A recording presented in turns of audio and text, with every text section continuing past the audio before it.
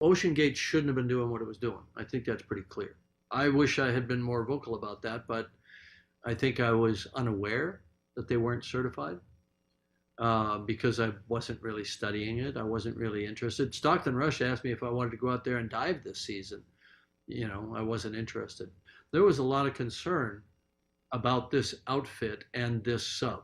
A lot of concern, even to the extent that I wasn't involved in it because I was making Avatar 2 at the time, but a lot of them got together and wrote a letter to Ocean Gate and said, you have to certify.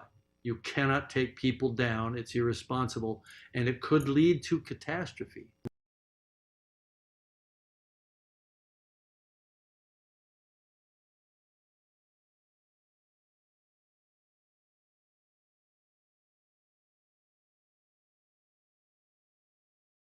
Hi, my name is Stockton Rush. I'm the CEO and founder of Ocean Gate. Let's take a look at Titan.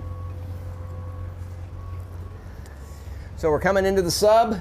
This is the only toilet available on a deep diving submersible. Best seat in the house. You can look out the viewport. We put a privacy screen in, turn up the music, and it's very popular.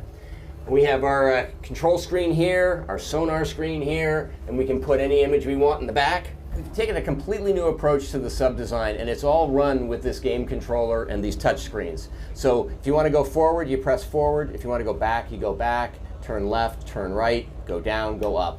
And it's Bluetooth, so I can hand it to anybody. And it's meant for a 16-year-old to throw it around, and super durable. We keep a couple of spares on board just in case. This is the second year we've been out to the Titanic. We went out in 5 8-day missions. We did about 10 dives to the wreck site of the Titanic, and we did an extra dive on an undiscovered reef that we found. Completely privately funded operation, and we're funded by, we call mission specialists who help support the mission. And I've broken some rules to make this. I think I've broken them with logic and good engineering behind me. The carbon fiber and titanium, there's a rule you don't do that. Well, I did. I'd like to be remembered as an innovator. I think it was General MacArthur said, you're remembered for the rules you break. And I've broken some rules to make this.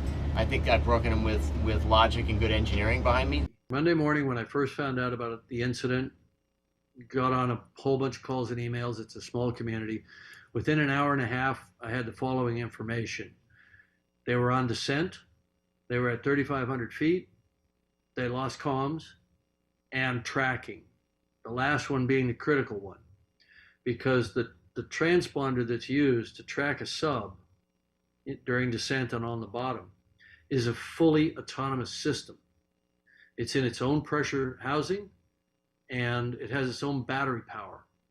So for them to lose comms and tracking at the same time, sub was gone.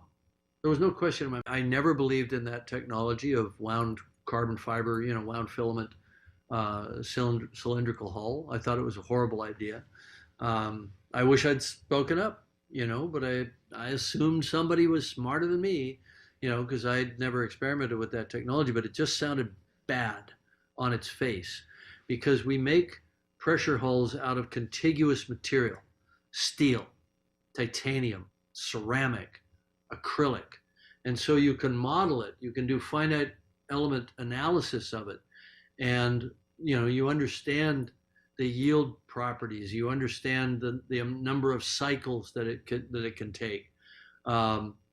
But you can't do that with a composite material because it's two dissimilar materials, sort of bonded together. And so we all knew that the danger was delamination and progressive failure over time with microscopic water ingress and fatigue, what they call cycling fatigue. And we knew that if the sub passed its pressure test, it wasn't going to fail on the first dive. It might fail on dive 7, or I don't know what they're at, but it's going to fail over time, which is insidious. You don't get that with steel or with titanium.